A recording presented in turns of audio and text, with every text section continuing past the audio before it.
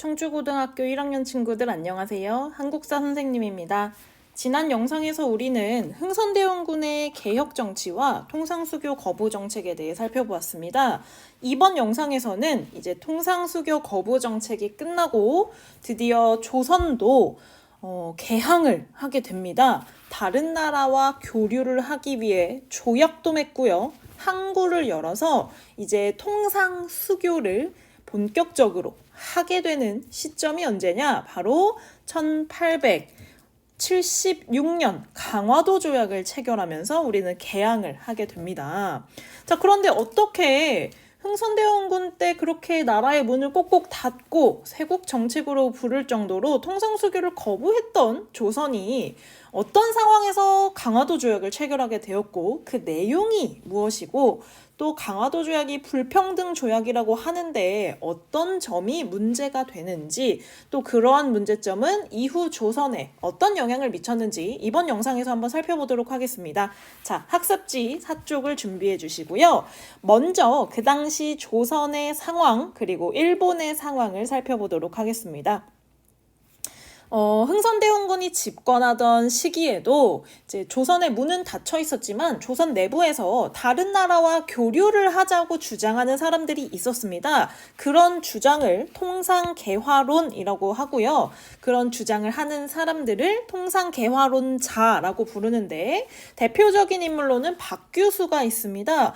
박규수는 제너럴 셔머노 사건 당시에 평안감사로서 실제 그 제너럴 셔머노를 이제 침몰시킨 장본인인데요. 그렇게 미국과 직접 부딪혀 보면서 이제 당시 조선은 나라의 문을 닫고 있었지만 박규수의 생각, 개인적인 생각은 좀 달랐던 것 같아요.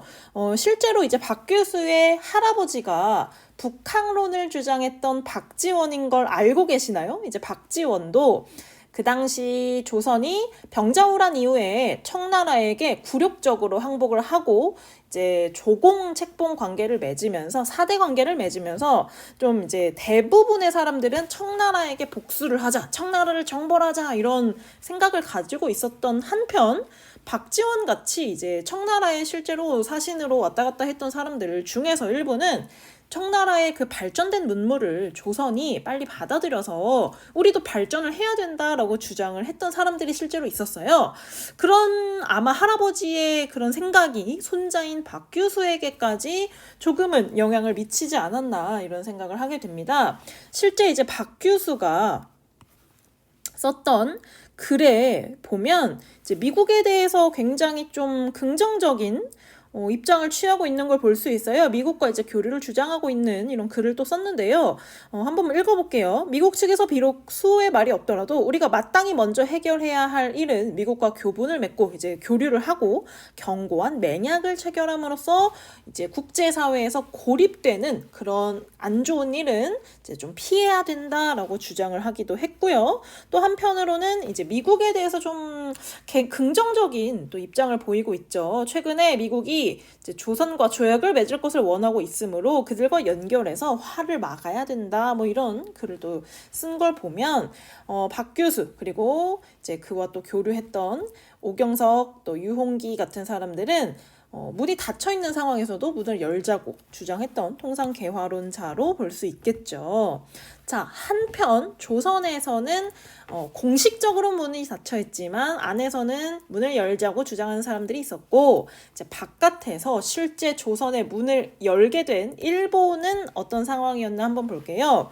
일본은 1854년에 이미 개항을 하게 됩니다. 이제 미국의 페리 제독이 함대를 끌고 와서 일본에게 이제 반협박식으로 지금 문 안 열면 전쟁이다 이런 식으로 이제 협박을 해서 개항을 하게 되는데요. 이후에 서양의 문물들이 정말 빠른 속도로 들어오면서 일본의 사회와 경제가 굉장히 크게 바뀌고 그런 과정에서 이제 불안한 상황들이 벌어져요. 그러면서 이제 당시 일본을 다스리고 있던 막부, 에도 막부에 대한 불만이 커지게 되고요. 이제 에도 막부를 타도하고 차라리 천황을 중심으로 이제 나라를 다시 튼튼하게 만들자라고 주장하면서 개혁을 추진하게 되는데요. 그 개혁의 이름이 바로 메이지 유신입니다. 1868년부터 일본은 이제 본격적으로 서양의 문물과 제도를 받아들이면서 신분제를 폐지하고요. 머리 모양과 복장의 자유를 주고요. 그리고 국민들에게 병역과 납세의 의무를 지게 하고 또 세금 제도도 바꾸고요. 서양식 교육도 시키고요. 그 다음에 이제 빠른 속도로 발전을 하기 위해서 공업화를 추진합니다. 그러면서 이제 자연스럽게 서양의 문물들이 들어오면서 한 단계 더 이제 한 걸음 더 나아가게 되죠. 그리고 나서 이제 조선에 우리가 지금 그 천황 중심으로 새롭게 나라를 이제 정비했다. 그래서 이전에 1800년대에 조선과 끊겼던 교류를 다시 맺기 위해서 그 편지를 보냅니다. 외교 문서를 보내는데요. 이 외교 문서가 그 이전에 조선과 주고받던 문서와는 좀 모양이 다릅니다. 예를 들면 이제 일본이 쓴 편지니까 스스로 일본이 자기의 나라를 부를 때는 이제 천황의 나라라고 부르고, 이제 조선은 그거보다 한 단계 아래인 조선 국왕, 조선국의 조선의 나라 이런 식으로 좀 이렇게 약간 자기들이 우위에 있는 것처럼 이런 표현을 쓰고요. 또 이제 조선에서 이거 쓰라고 줬던 도장 같은 걸 이제 쓰지 않는다든지 이전과는 이제 다른 모습을 보이게 됩니다. 그래서 이제 그 당시 집권하고 있던 흥선대원군이 아니 너네 왜 이렇게 좀 변했어? 이거 좀 예의가 없는 거 아니야? 이제 외교라는 건 국가와 국가 간의 일인데 너희가 마치 그 중국이라도 된 듯한 그런 표현 굉장히 이제 불쾌하다라고 하면서 이제 거절을 하게 됩니다. 그러자 이 소식이 알려지자 일본 내부에서는 이거 이왕 이렇게 된 거 조선을 정벌합시다. 한반도를 정벌하자는 정한론이 등장하기도 했어요. 그런데 이제 그 당시 메이지 유신을 시작한 지 또 얼마 안 됐고 또 서양의 문물이 빠르게 들어오고 있는 상황에서 일본 내부에서는 아직은 시기상조다. 조선을 공격하는 것, 조선과 전쟁을 벌이는 것은 아직은 이르다라고 하면서 조금 뒤로 밀어놓게 됩니다. 자, 그런 와중에 조선의 상황이 바뀌게 되는데요. 이제 고종도 엄연히 21살의 성인이 되었고요. 이제 더 이상 흥선대원군이 그 성인이 된 아들을 대신해서 나라를 다스릴 순 없잖아요. 왕도 아닌데. 그래서 이제 흥선대원군은 정치계를 떠나게 되고 고종이 직접 정치를 하게 됩니다. 아무래도 고종은 좀 흥선대원군보다는 젊고 또 서양 문물에 대해서 관심도 많고 이제 당시 나라의 상황도 좀 우리도 가만히 있어서는 안 될 것 같다. 또 옆에서 이제 통상 개화를 주장하는 사람들도 점점 많이 생기고 하니까 이런 통상수교 거부 정책이 완화가 되기 시작합니다. 그런 와중에 이제 일본이 본격적으로 조선에 접근을 해오는데요. 1875년에 운요호라고 하는 일본의 배가 강화도를 향해서 서해안 쪽으로 접근을 해옵니다. 그런데 이제 남의 나라의 배가 허락받지 않고 우리나라 영해를 침범해 오는 것은 엄연한 불법이잖아요. 그래서 이제 조선의 해안 경비대가 운요가 이제 너무 허락도 없이 막 이렇게 가까이 오니까 이거는 전쟁인가? 침략인가? 쟤네가 왜 오지? 이러면서 이제 경고 사격을 날립니다. 그러자 이제 운요에서는 기다렸다는 듯이 그래 너네가 먼저 우리를 공격해 라고 하면서 이제 강화도와 또 영종도에 상륙을 해서 영종도에 있는 많은 사람들을 또 죽이고 공격을 하게 됩니다. 그리고 조선에 너네가 먼저 우리를 공격했다. 그러니까 그에 대한 보상으로 문호를 개방해라. 나라의 문을 열고 우리랑 조약을 체결하자라고 주장을 하게 되죠. 결국 이제 조선 내부에서도 이제 여러 차례 회의를 한 결과 그래 이제 더 이상은 나라의 문을 언제까지 이제 잠그고 있을 수만은 없겠다. 그리고 만약에 이 일본의 제안을 거절한다면 그 전쟁이 시작될 수 있을 것 같으니 전쟁을 피하기도 하고 또 이제 나라의 문을 우리도 열자라고 해서 우리나라 역사상 최초의 근대적 조약인 강화도 조약을 체결하게 됩니다. 강화도 조약, 강화도에서 이 조약이 체결이 되어서 강화도 조약이라고 부르는데요. 공식적인 명칭은 조일수호 조규라고 부릅니다. 1876년에 맺어지게 되는데요. 그 내용이 우리가 최초로 맺은 그 조약치고는 내용이 그렇게 썩 마음에 들지가 않아요. 자, 한번 볼게요. 자, 구체적인 내용은 여러분 교과서 95쪽에 나와 있는데요. 이제 한번 살펴보도록 하겠습니다. 제1관 가장 첫 번째에 나오는 내용이죠. 조선은 자주국이며 일본국과 평등한 권리를 가진다. 제4관 조선 정부는 부산과 제5관에서 제시하는 두 항구를 개방하고 일본인이 자유롭게 왕래하면서 통상할 수 있게 한다. 제7관 조선 연해를 일본국의 항해자가 자유롭게 측량하도록 허가한다.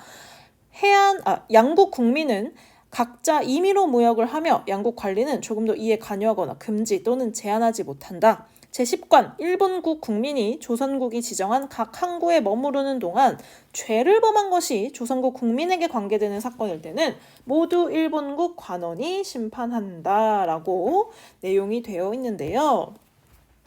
여러분, 조약이라는 것은 국가와 국가 간에 맺는 약속입니다. 그런 만큼 각자의 나라에서 이 조약의 내용 굉장히 꼼꼼하게 살펴보고 좀 불리한 점은 없는지 검토를 여러 번 하고 또 조정을 하면서 이제 최대한 이제 협상을 통해서 이 조약의 내용을 결정하게 되는 것인데요. 조선은 좀 뭐랄까 첫 단추를 잘못 깬 것 같아요. 일단 제1관 한번 보시죠. 조선은 자주국이며 일본국과 평등한 권리를 가진다. 이게 어떻게 보면 좋은 내용이고 자주국이니까 독립된 나라라고 하고 일본국과 평등한 권리, 똑같은 권리를 가진다고 하니까 좋은 내용인 것 같지만 한 번만 더 생각해보면 굳이 이런 내용을 왜 넣었을까라고 생각을 해보셔야 됩니다. 조선이 자주국인 것을 굳이 이 조약에서 왜 이야기하고 있냐? 이 말은 당시 조선이 조공을 바치고 있던 사대를 하고 있던 청나라의 간섭을 배제하겠다는 의도를 명백하게 보여주고 있는 내용입니다. 당시 이제 조선에서는요, 국왕을 책봉하거나 나라에 중요한 일이 생겼을 때 그 내용을 청나라의 이제 사신을 통해서 편지를 통해서 보내서 이러이러한 일이 있는데 허락해 주세요라고 허락을 받고 있었는데요. 뭐 사실상 이제 명목상의 허락이긴 하지만 어쨌든 엄연히 청나라의 신하인 나라인 거잖아요. 뭐 그렇다고 청나라가 조선을 직접 지배한 건 아니지만 그래서 이제 일본도 그런 관계를 알고 있었기 때문에 이 조약, 일본과 조선이 맺은 조약에서 청나라가 조선은 내가 보살피고 있는 나라니까 이 조약에 대해서 내가 좀 살펴볼게, 이 조약이 어떤지 좀 볼게 라고 간섭할 수도 있을 거라고 생각한 것 같아요. 그래서 이것을 이제 처음부터 딱 차단하기 위해서 이런 항목을 넣어놓은 것이고요. 그 다음에 4관과 5관의 내용을 합치면 부산과 원산과 인천을 개항하겠다. 총 3개의 항구를 개항하겠다라는 의도입니다. 일단 부산은요. 지도를 한번 볼게요. 부산은 일단 일본과 가장 가까운 항구입니다. 그래서 이제 상업적으로, 경제적으로 무역을 할 수 있는 중심지이기도 하고요. 또 인천은 제물포라고 해서 지금 이제 서울 바로 옆에 있는 인천광역시 아니겠습니까? 서울과 또 가까운 이제 항구입니다. 그래서 이제 정치적으로 조선의 수도에 무슨 일이 생겼을 때 이 수도를 통해서 바로 인천을 통해서 수도로 바로 들어갈 수 있게 인천을 또 열고 싶어 했던 것 같고요. 원산은 이제 북쪽에 중국이나 러시아를 견제할 수 있도록 이 지역으로 왔다 갔다 하면서 이제 약간 군사적으로 견제하기 위한 목적으로 이 원산을 선택한 것이 아닌가 이렇게 보입니다. 자, 그리고 이제 제7관 보시면요. 이 7관부터 또 문제가 심각해지는데요. 조선국의 연해, 그 육지와 인접한 바다를 일본국 항해자가 자유롭게 측량하도록 허가한다고 하는데요. 측량이란 이제 바다의 수심, 깊이라던가 육지와 바다 사이의 거리라던가 육지와 섬 사이의 거리라던가 이런 것들을 재서 이제 쉽게 말하면 지도를 제작하겠다는 뜻입니다. 이런 거리 같은 걸 측정해서 조선의 바다가 어떻게 생겼는지를 꼼꼼하게 조사를 하겠다는 내용인데요.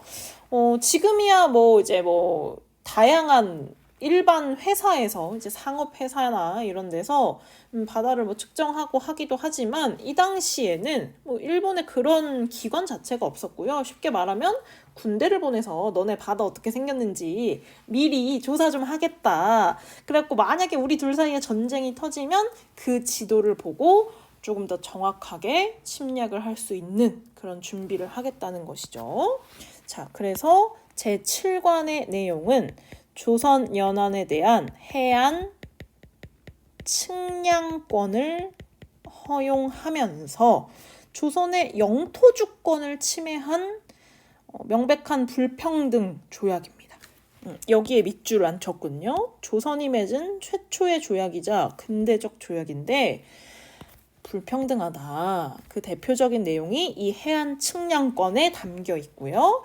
그 다음에 제10관의 내용을 한번 볼게요. 제10관의 내용 보시면 일본국 국민이 조선국에 지정한 각 항구, 아까 위에서 지정한 부산, 인천, 원산에 머물러서 이제 상업 활동을 하는 동안 만약에 죄를 범했는데 범죄를 저질렀는데 그게 이제 조선국 국민과 관계되는 사건이면 예를 들면 조선국 국민을 살인했거나 조선국 국민의 물건을 훔쳤거나 이렇게 조선인에 대해서 범죄를 저질렀을 경우에는 누가 심판한다? 일본국 관원이 심판하겠다라고 하는 겁니다.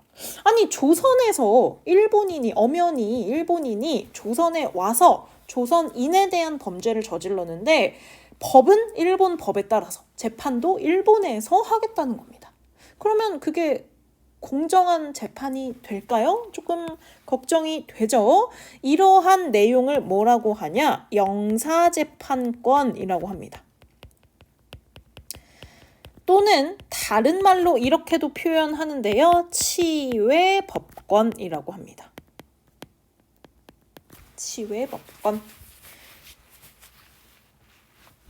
조선이 다스리는 범위 밖에서 일본국을 심판하겠다는 내용이죠. 조선의 사법주권을 침해하는 그런 내용입니다. 그래서 대표적으로 이 두 내용, 해안 측량권을 허용한 것과 영사재판권을 허용한 것이 불평등 조약의 가장 핵심적인 내용이다. 이런 핵심적인 내용이라는 것을 꼭 기억하셔야 됩니다. 자, 그리고 이것만 맺은 것이 아니에요. 이 강화도 조약 이후에 이제 추가로 후속 조약들을 맺게 되는데요. 조일 수호조규 부록과 조일 무역 규칙을 맺게 됩니다. 수호조규 부록에는요, 이제 개항을 세 군데서 하기로 했잖아요. 그 개항장 내에서 일본인이 자유롭게 활동할 수 있는 범위를 정해 놓습니다. 그걸 이제 조계 또는 거류지라고 하는데요. 개항도시의 외국인 거주지라고 해서 항구에서 반경 4km 이내에서는 일본인들이 집도 짓고 살 수 있고요. 거기선 자유롭게 생활을 할 수 있습니다. 그리고 그 안에서는요, 놀랍게도 일본 돈을 환전 없이 사용할 수 있는 겁니다. 누구에게 유리할까요? 당연히 일본인들에게 굉장히 유리한 겁니다. 그리고 이 일본 화폐가 유통되면서 조선의 화폐 유통 체계가 굉장히 혼란스럽게 돼요. 왜냐면 지금이야 환율이 딱 정해져 있고 이제 매일매일 바뀌긴 하지만 기준점이 있기 때문에 그에 따라서 이제 일본 돈과 조선 돈, 한국 돈을 이렇게 교환할 수 있지만 이 당시에는 그런 체제도 없었고 일본 화폐가 들어오면 그게 이제 한국 시장에서 똑같이 돌아다니게 되면 굉장히 혼란을 가져다 줄 수밖에 없겠죠. 거기에 조일 무역 규칙에서는요. 곡식의 무제한 유출을 허용하게 됩니다. 일본 상인들이 조선 항구에 와서 곡식을 사갈 때는 그 양에 제한이 없습니다. 얼마든지 돈이 되는 한 최대한 많이 사가도 아무런 제재할 수 있는 법적 근거가 없는 것이죠. 거기에 이 조약의 또 하나의 문제점 무엇이냐? 관세 부과 규정이 없습니다. 무관세라고 하는 것이죠. 이 관세는요, 국내 상업을 보호할 수 있는 아주 중요한 제도인데요. 외국에서 물건을 수입해올 때 그 수입한 물건에 세금을 부과하는 겁니다. 그러면 이 물건 수입을 해서 파는 사람 입장에서는 그 세금을 내야 되기 때문에 그 관세를 붙여서 통상적으로 그 물건 값에 관세를 붙여서 팔게 되는 거예요. 그런데 이 관세가 없을 경우에는 어떤 일이 벌어지냐? 예를 들면 이런 예를 한번 들어볼게요. 쉽게. 예를 들면 뭐가 있을까? 쉽게 보죠. 핸드폰이 있어요. 그 당시엔 없었겠지만 조선에서 만든 핸드폰이 있고 일본에서 만든 핸드폰이 있다. 자, 그런데 그 당시 또 핸드폰이라고 하니까 약간 현장감이 좀 떨어지긴 하는데 그럼 좀 종류를 바꿔볼까? 옷감으로 할게요. 면화.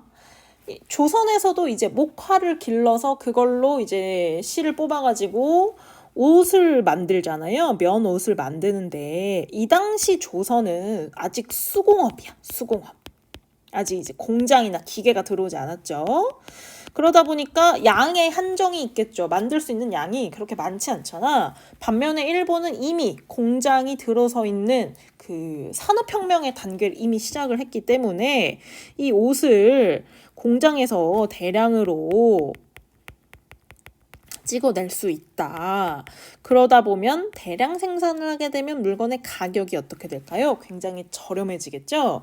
그래서 만약에 조선에서는 이 면 티셔츠를 한 장에 100원에 판다고 한다면 일본에서는 대량으로 생산하기 때문에 50원에 만들어낼 수 있는 거야. 가격이 50원으로 떨어질 수가 있는 거야. 자, 그러면 여러분이 소비자라면, 물건을 사는 사람이라면 같은 옷이라면 100원짜리를 사겠어요? 50원짜리를 사겠어요? 소비자 입장에선 당연히 50원짜리 물건을 살 수밖에 없습니다. 저렴하니까. 똑같다고 한다면.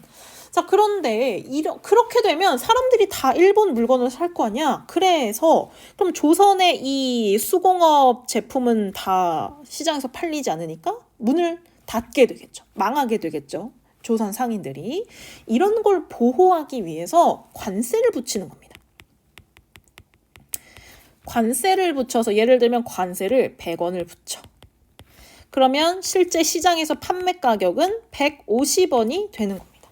자, 그러면 시장에서 팔았을 때 조선산 100원, 일본산 150원이라고 한다면 조선 사람들 당연히 조선 옷을 입겠죠.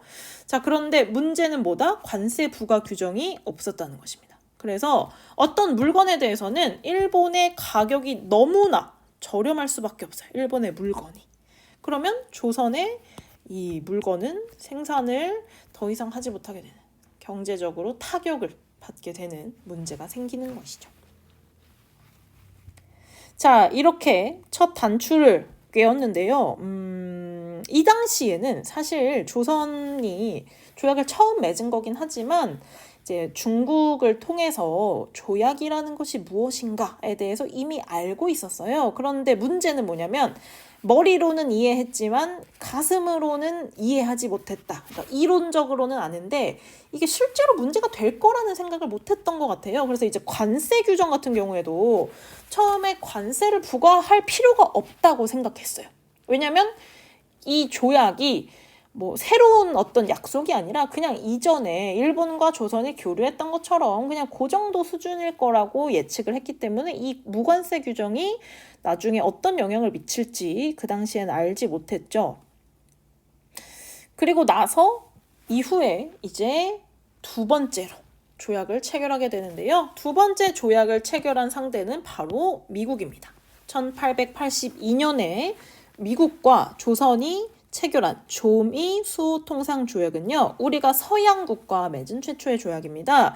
이 갑자기 1871년만 해도 신미양요라고 하면서 우리가 미국이랑 이렇게 싸웠잖아요. 근데 10년밖에 안 지났는데 갑자기 이제 미국이랑 조약을 체결하게 된 배경이 무엇이냐?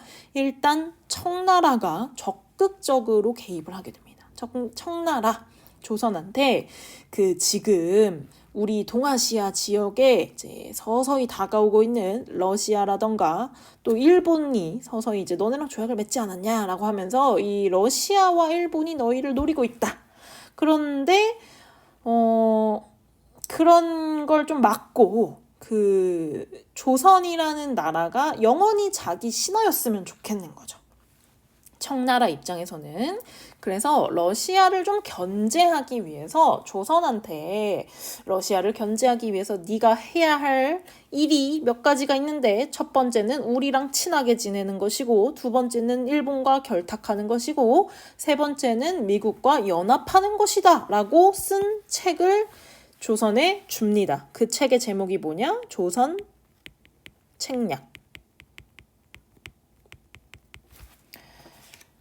당시 일본에 2차 수신사로 갔던 김홍집이 황준원을 만나서, 당시 이제 청나라의 외교관이었던 황준원이 이제 이걸 좀 전해드리십시오 하면서 쓴 책인데요. 결과적으로 말하면 이제 주변 국가의 관계를 튼튼히 하고 거기다가 미국이랑 손을 잡으라고 이야기를 하는 겁니다. 조선 입장에서 이제 청나라가 권유한 내용이기도 하고, 또 이제 미국에 대해서 그 당시에 좀 우호적인 분위기가 있었던 것 같아요. 그래서 1882년에 조미 수호통상조약을 체결하게 되는데요. 이 조약 내용에는 이전에 없었던 내용이 좀 추가가 됩니다. 예를 들면 거중조정이라고 하는 내용이 들어가는데요. 거중조정의 내용이 무엇이냐? 여기 안 써놨네. 거중조정의 내용이 무엇이냐? 이런 내용입니다. 양국 중 한 나라가 다른 나라의 핍박이나 공격을 받을 경우 반드시 서로 돕고 분쟁을 원만히 해결하도록 주선할 것이다 라는 약속인데요. 예를 들면 조선이 미국과 이 거중조정 조약을 체결했다는 것은 조선이 일본이나 또는 러시아랑 전쟁을 만약에 하게 되면 미국이 거기에 개입을 해서 도와주겠다라는 뜻입니다. 그럼 조선 입장에서 굉장히 좀 안심되는 내용이겠죠. 그러기 위해서 이 조약을 체결한 거니까요. 거기다가 이제 조선도 이 막상 강화도 조약을 체결하고 보니까 관세를 부과하지 않았던 것이 문제가 된 걸 이제 뒤늦게 좀 후회를 하게 됩니다. 그래서 이제 이 조미수호통상조약에는 관세 부과 조항이 반영이 됐다는 점. 하지만 여전히 불평등한 요소가 들어있는데요. 영사재판권, 치해법권 당연히 들어가 있고요. 그 다음에 이제 최애국 대우가 들어가게 됩니다. 이 최애국 대우에 대한 설명은 선생님이 앞장에 오른쪽 단어풀이에 넣어놨는데요. 예를 들면 이런 거야. 조선이 지금 미국이랑 조약을 체결했는데 나중에 러시아랑 조약을 체결을 하게 돼. 근데 이 러시아랑의 조약을 맺었을 때 미국이랑은 맺지 않았던 새로운 내용을 러시아랑 약속을 했을 경우에 자동으로 미국도 요 혜택을 받는다는 겁니다. 그러니까 자동으로 조약 내용이 업그레이드 되는 그런 약속이죠. 그러니까 이제 미국은 굳이 새롭게 조약 내용을 개정하지 않아도 자동으로 좋은 거는 쏙쏙 빼서 이익을 가져갈 수 있다는 겁니다. 이것도 역시 조선에게 불리한, 미국에게 유리한 불평등 요소로 작용을 하는 것이죠. 자, 이후에 이제 영국이나 독일, 러시아, 프랑스 등과 굉장히 이제 짧은 시간 안에 계속해서 조약을 맺게 되는데요. 여기에도 물론 최애국 대우 조약이라든지 영사재판권 조항이 들어간 불평등 조약을 체결하면서 조선은 이제 엄연히 서양 국가들과 전 세계 국가들과 교류를 시작한 개항을 하게 됐지만 그 시작부터 강화도 조약부터 이후에 맺은 조약들까지 살펴보면 조선에게 불리한 불평등 조약이었다라는 것을 꼭 기억하시고요. 이것이 이후 조선의 역사를 뒤흔들어 놓게 됩니다. 어떤 영향을 가져올지 다음 영상에서 살펴보도록 하시죠. 다음 영상에서 뵙겠습니다.